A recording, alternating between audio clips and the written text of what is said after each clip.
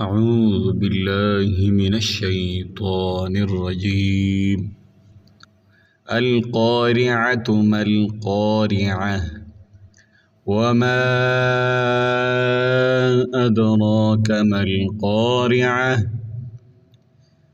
يوم يكون الناس كالفراش المبثوث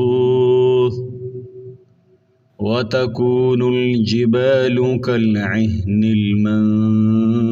المنفوش فأما من ثقلت موازينه فهو في عيشة راضية وأما من خفت موازينه فأمه هاوية وما